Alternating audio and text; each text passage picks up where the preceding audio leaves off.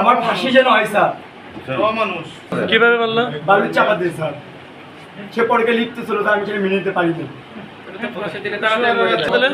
বালুর চাপা দিয়েছে স্যার, তার ঘন্টা 2 আগে স্যার। জি স্যার, আমি মেরে স্যার ত্রিপুরানে ফোন দিচ্ছি স্যার, আমার তার ছিঁড়ে গেছে স্যার। স্যার ওর তার আমি রয়েছি এই মুহূর্তে গাজীপুরের কাশিমপুরের।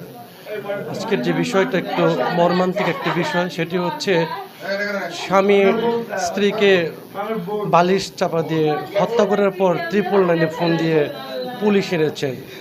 দর্শক, আমি যদি একটু দেখাই যে এই মুহূর্তে যে যে স্বামীটি তাকে মানে বালিশ চাপা দিয়ে মেরেছে, তার যে অবস্থা সেটাতে 2 বছরের একটি বাচ্চা এবং 2 মাসের একটি বাচ্চা কিন্তু রয়েছে এই মহিলাটির, যাকে মেরে ফেলা হয়েছে। আমি কথা বলেছিলাম যে কেন মারা হলো, তিনি আমাকে বলেছিলেন যে পরকীয়া।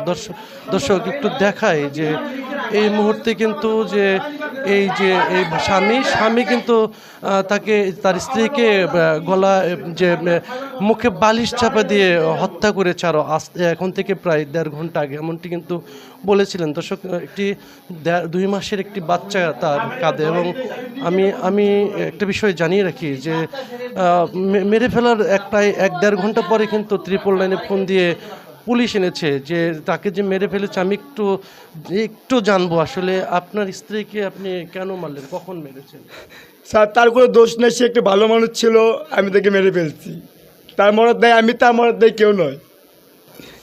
দর্শক, অত্যন্ত কষ্টের যে একটি বিষয়, তিনি বলেছিলেন যে তাকে তার স্ত্রীকে সে মেরে ফেলেছে এবং আর কোনো কেউ দোষ নেই, এমনটি কিন্তু বলেছিলেন। তবে 2 বছর এবং 2 মাসের যে 2টি শিশু রয়েছে, শিশুগুলো দেখেছিলাম যে তার মৃত মায়ের পাশে বসে তাকে মা করে ডেকেছিলেন এবং কান্না করেছিলেন, এমনটি কিন্তু আমরা দেখেছিলাম। তবে এই মর্মান্তিক ঘটনায় আমরা থানা পুলিশের সাথে কথা বলেছিলাম, তারা কিন্তু আমাদেরকে জানিয়েছেন যে গভীর অথবা অন্য কোনো যদি বিষয় থাকে তাহলে তারা তদন্ত করে তারা পরবর্তীতে আইনগত যে ব্যবস্থা, সেই আইনগত ব্যবস্থা কিন্তু তারা নেবেন। এই ছিল আমার কাছে কাশিমপুর থেকে যে স্বামী কর্তৃক যে গলা বালিশ চেপে যে হত্যাকাণ্ডের শেষ তথ্য।